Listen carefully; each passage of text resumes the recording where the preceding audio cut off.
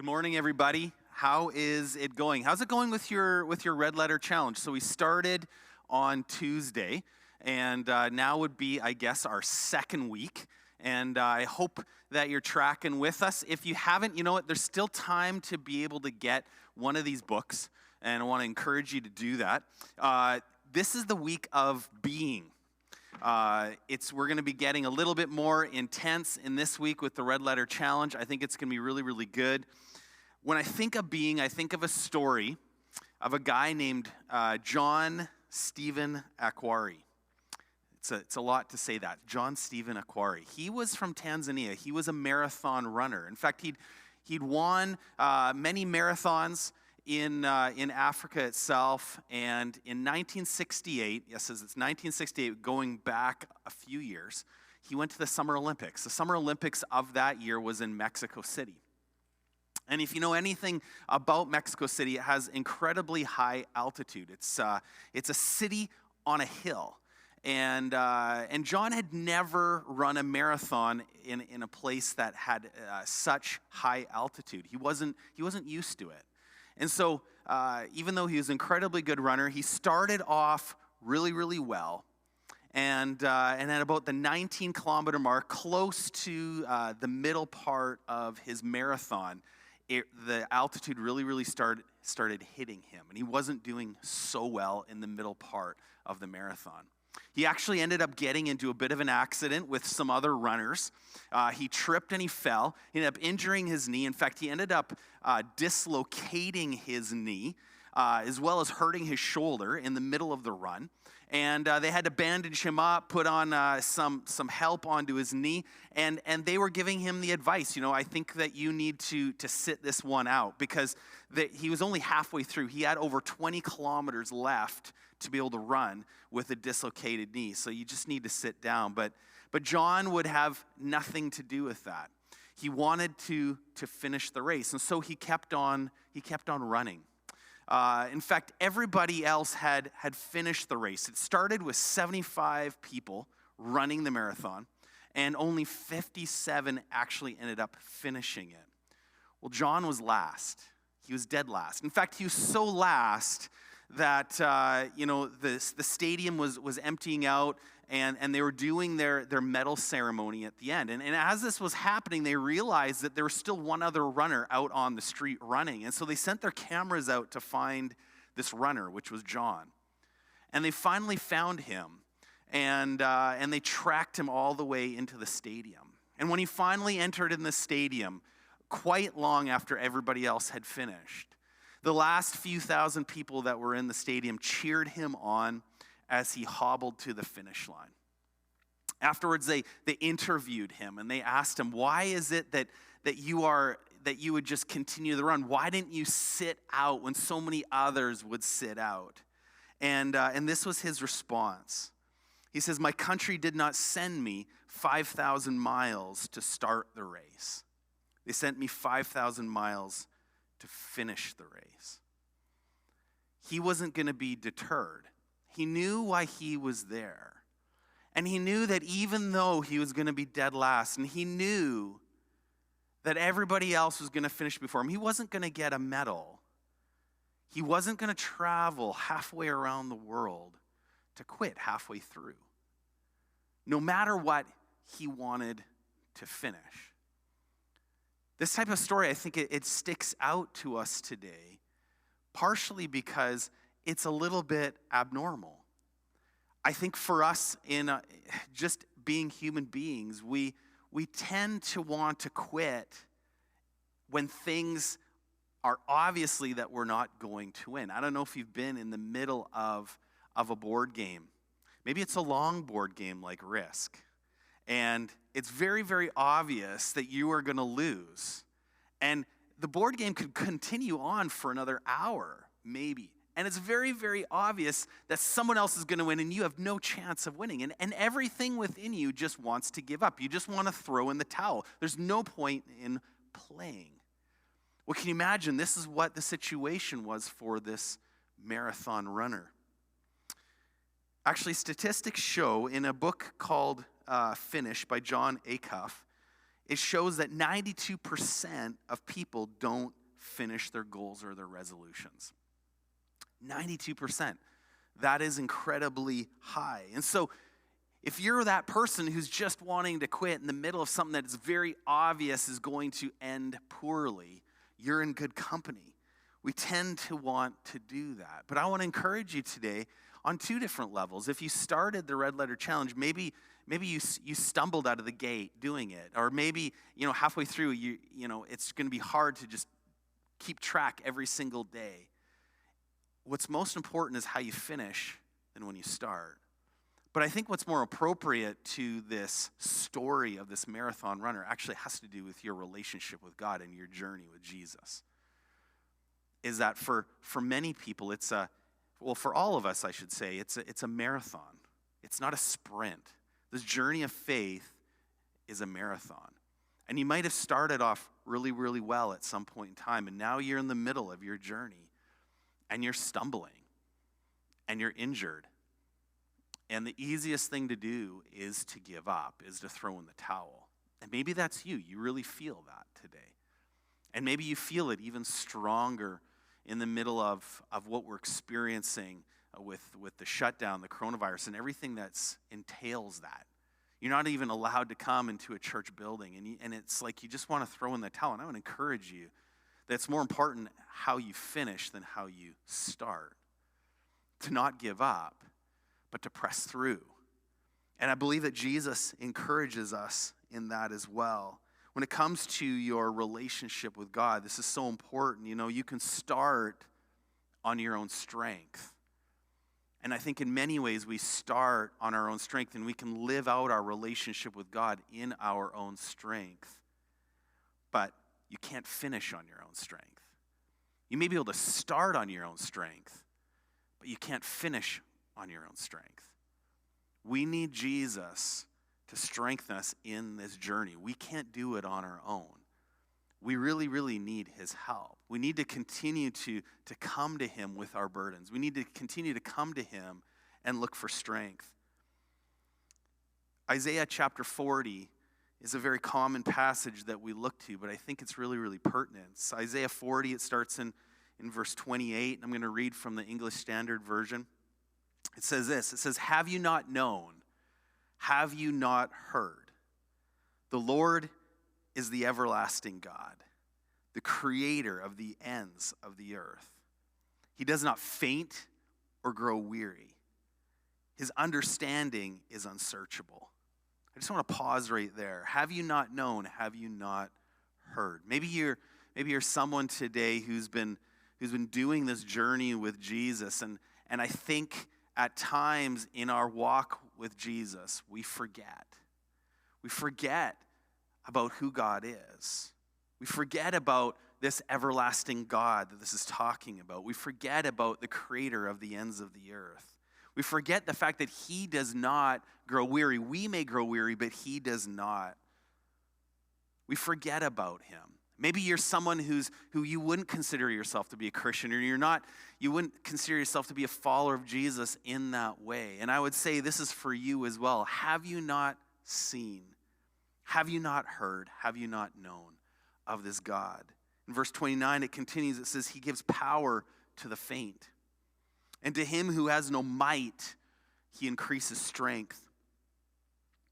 Even youth shall faint and be weary, and young men shall fall exhausted." Just want to pause there again. I mean, it points to youth, saying that some of us, and maybe it's the young, or maybe it's something else that you're strong at. Sometimes we rely upon our own strength. Youth are the most to rely upon their strength because they don't grow weary like those who are old. They have more energy than the rest of us. And the psalmist is telling us, no matter how strong you think you are, you will grow weary. You will be able to faint, because even youth faint and be weary. And young men shall fall exhausted. No matter how strong you are, you will be exhausted as well. And this is the answer in verse 31. It says, "But they who wait for the Lord shall renew their strength. They shall mount up with wings like eagles. They shall run and not be weary. They shall walk and not faint. The answer isn't being stronger. The answer isn't digging down deeper within yourself, within your own strength, within your own know-how. Actually, the answer is they who wait on the Lord. That is the answer. Are you waiting on the Lord? It says if we wait for God, that he's the one who's going to renew our strength. I love that picture of mounting up on wings like eagles, the strength of eagle's wings, being able to soar over everything. And that is what the strength of Jesus gives us, that even in the middle of a marathon that we can run and we won't be weary. For each of the next 5 weeks, we're going to be touching on a different theme every week. So we're hitting on being. We're going to be talking about forgiving. We're going to be talking about serving and giving and going. This week, we're focusing on that aspect of being. And to be honest with you, I think this aspect of being is probably the most important one of the entire 5 weeks. And I think that that's why it's at the beginning. Everything else hinges on being. Everything else hinges on who you are. The reality is, as Zach Zender says in his book, is that our doing flows from our being. If our doing starts first, we get everything mixed up and we end up doing things in our own strength and it doesn't go so well. But our doing needs to flow from our being. The question is, what does it mean to be? How do I be? What is God expecting of me in this aspect of being? Well, I think of another Olympic sport, the Olympic sport of rowing. I don't know about you, but I don't typically turn on the TV and find a lot of rowing competitions, except during the Olympics. And then we watch it. And rowing is similar to a lot of other Olympic events. There's a start and there's a finish. And the point of rowing is just to get to the finish line. That's the point of rowing. Just get to the finish line, no matter how long it is. And there's different lengths of boats, and there's different amount of people that are rowing. But what makes rowing different from a lot of other races is that most races are all about seeing the finish line with your eyes, shooting towards the finish line, and getting there as quick as you can. But with rowing, it's different. I don't know if you've noticed, but rowers always have their back to the finish line. They don't see the finish line. So the question is, how do they get there? How do they make sure they cross the finish line when they can't see? Where the key to rowing is there's a man or there's a woman at the front of the boat. Their name is the cox. And they're actually they're the only one in the boat that's actually facing the finish line. Everybody else's back is to it. And the cox is the most important person in the boat. In fact, those who know a lot about rowing, when a team crosses the finish line and they get first or they get gold, oftentimes it's the cox that receives a lot of the praise. Because it's the cox who actually is the tactician for the group. They are the director for the group. Everybody who's rowing, their eyes are actually set on the cox. And the one thing they're listening to, there's a lot going on. There may be people on the sidelines cheering them on. They may be hearing their teammates behind them, in front of them. The one thing they're focusing on, the one thing they're listening to is the cox who's at the front of the boat. And it's the cox who's at the front of the boat who sees the finish line and has their hands on the rudder. They're the one who is steering the boat. And they're the ones who's speaking to the rowers and telling them exactly what they need to do. It's the cox who's encouraging them, telling them, okay, guys, you need to put a little bit more into it. You need to push with your legs just a little bit more. Okay, guys, we're halfway there. Okay, guys, we're about 3/4 of the way there. And he's coaching them, and he's talking to them, and he's telling them what to do the entire time. That is the goal of the cox. And when I hear that story, and when I hear of how that works in rowing, I think it really relates to the Christian life. In reality, the race that we're in is that we don't see the finish line. We don't. We don't know what's up ahead. We don't know when it's coming. We may be working hard, but the reality is that we're completely reliant upon our cox, if you want to say it that way, the one in the boat who's directing us. And that's Jesus. There's a lot of stuff going on around us, but our success is completely reliant upon relying on listening and seeing Jesus. We don't see the finish line. All we do is see Jesus. And he's the tactician. He sees the finish line for us. And he's the one who's coaching us. He's the one that's encouraging us. He's the one who's spurring us on. And he's the one who's actually directing the boat. Can you imagine if the rowers were the ones that are trying to steer the boat? All right, guys, hit your right oar now. Okay, hit your left oar now. It would be an absolute mess.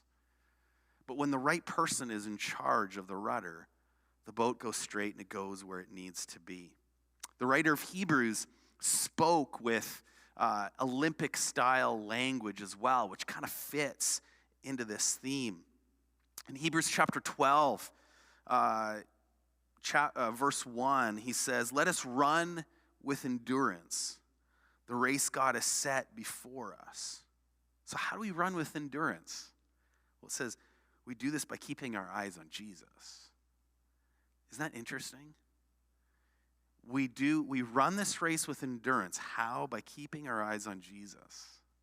It sounds counterintuitive almost. It continues, this is the champion who initiates and perfects our faith. Because of the joy awaiting him, he endured the cross, disregarding its shame. Now he's seated in the place of honor beside God's throne. So we keep our eyes set on Jesus. He's the one who initiates our faith. He's the one who starts it right from the beginning. And he's the one who's going to perfect it. So you may be in the middle of your race and you're stumbling and you're falling, like I was referring earlier to that marathon runner. But you keep your eyes on Jesus, and he's the one who's going to perfect it. He's the one who's actually going to pick you up. He's the one who's not going to give up on you. And you are going through, part of the aspect of perfecting our faith is actually dealing with the stumbling and the falling that we deal with. He perfects our faith through that. We typically focus on the finish line, but what we need to do is we need to focus on Jesus. And the reality is that we are not the strong ones. We are not the champions, but he is the strong one and he is the champion. And we completely rely upon him. And he's the one who's going to give us the strength to row and to get through. Through this week of being, there's going to be about 5 different things. Actually, it's probably closer to 7, but I've grouped them into 5 that we're going to be focusing on this week in terms of this aspect of being. One is, and you maybe even read it today on day 7, it's this aspect of abiding in the Word of God, abiding in the words of Jesus, dwelling on it and meditating it. And I would encourage you to open up your Bible and specifically find the words of Jesus and find those words that God wants to speak into your heart and meditate on it. That is part of being, is that as we abide in his word, it transforms our hearts and our lives. The second part is prayer, this aspect of communicating with God. And it's a two-way thing. It's it's him speaking to our hearts and us communicating to him. The third one is worship and celebration. This aspect of being is spending time in worship and celebration. That's why we do music here. This is an aspect. It's of using musical giftings to worship, to focus our eyes upon Jesus, and be children of God in his presence. It's going to be talking on solitude and rest and Sabbath. That aspect of setting aside the things of the week. You've worked all week long and just being in his presence, resting with him, just you and him. And then we're even going to be touching on this aspect of fasting, putting aside certain things in our lives, whether it's food or other activities, and saying, I'm going to push those aside so I can focus on Jesus. When it comes to being, I don't know if you have noticed, but we tend to be like the people who we spend time with. Who do you hang out with? Who are your friends? Right now, it's probably a very small group of people, a very small bubble, your family. And we tend to become like those who we are with. So if we want to be like Jesus, we need to be spending time with Jesus. There's a story in the book of Luke that Luke tells of the city that Jesus came to. It's the city of Jericho. And Jesus was traveling through different cities and different towns. And when he came to Jericho, all the crowds came to meet him. And this is how Luke describes it. It says, Jesus entered Jericho and made his way through the town. There was a man there named Zacchaeus. He was the chief tax collector in the region, and he had become very rich. He tried to get a good look. He tried to get a look at Jesus, but he was too short to see over the crowd. So he ran ahead and climbed a sycamore fig tree beside the road, for Jesus was going to pass that way. When Jesus came by, he looked up at Zacchaeus and called him by name. Zacchaeus, he said, "Quick, come down. I must be a guest in your home today." Zacchaeus quickly climbed down and took Jesus to his house in great excitement and joy. But the people were displeased. "He's gone to be the guest of a notorious sinner," they grumbled. Meanwhile, Zacchaeus stood before the Lord and said, "I will give half my wealth to the poor, Lord, and if I've cheated people on their taxes, I will give them back 4 times as much." Jesus responded, "Salvation has come to this home today, for this man has shown himself to be a true son of Abraham. For the Son of Man came to seek and save those who are lost." This is a story of relationship. It's a story of transformation. Zacchaeus was a tax collector.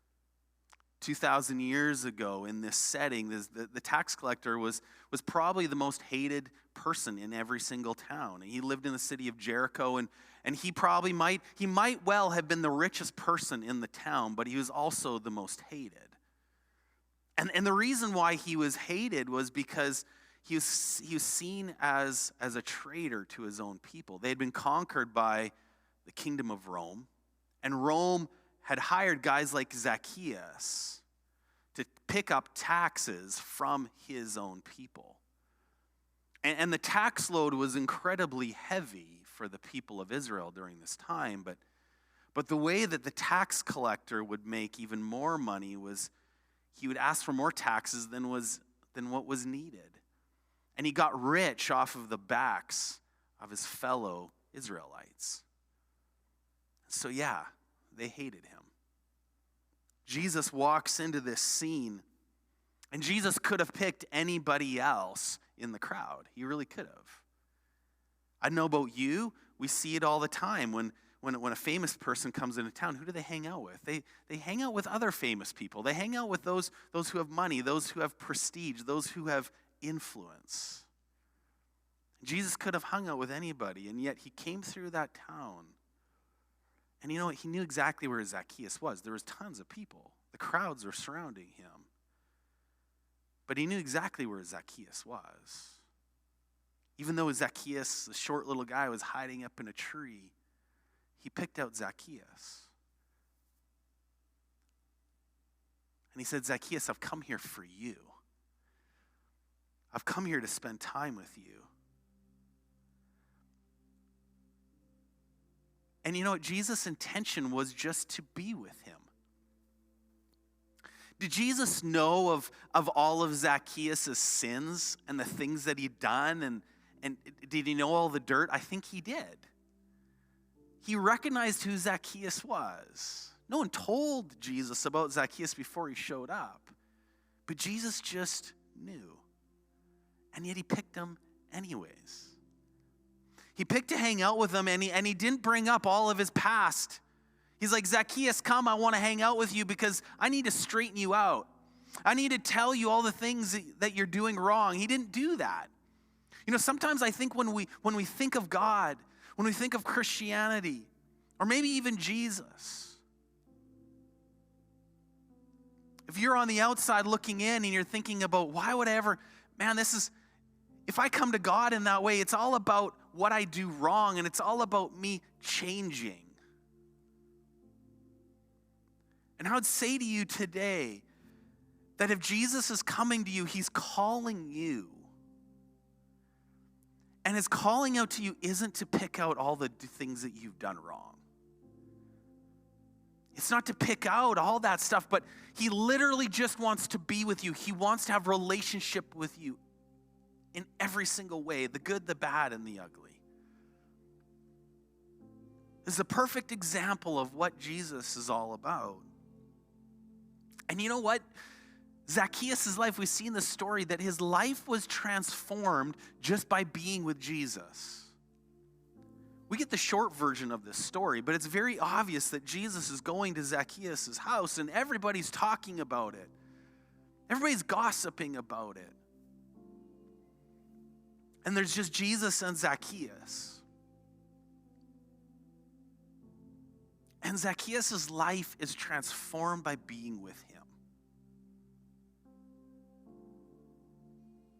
I want to encourage you today that, I don't know where you're at today, but your life will be transformed by just being with Jesus.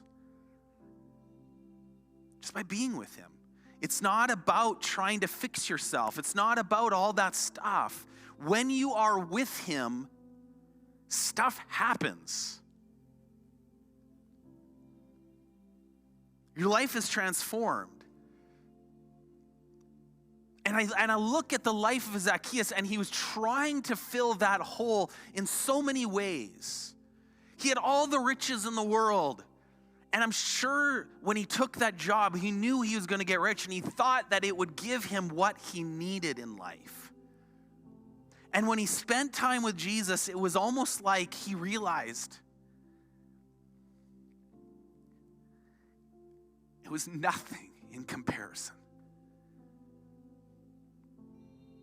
It's nothing. And he says, Jesus, I'm going to give away half of what I have to the poor. And if I've cheated anybody, I'm going to give them 4 times as much. Was he doing that because he felt like he needed to do that to gain the favor of Jesus? I don't think so. I think he was doing it because he recognized that he didn't need that. He didn't need it anymore. What he needed was Jesus, and that filled up every single part of his life. And that's why this being is so important. It's about Jesus chasing after you. In the story, Jesus' word says, I must be a guest at your house today. Use the word must. And he's knocking at the door of your life, and he's saying, man, I need to be with you. I want to be with you. Will you let me in? Will you let me in? We're going to spend some time in worship. I'm going to be handing it off to Kim, and I want to encourage you to, I don't care where you're at. You might be on the couch at home or in bed or whatever, but I want you to soak in these songs. And I want you to be with Jesus. He is there with you right now. This isn't about what label you put on yourself. This isn't about what has been going on in your life, no matter how much you stumbled in your life. This is just about being with him. Let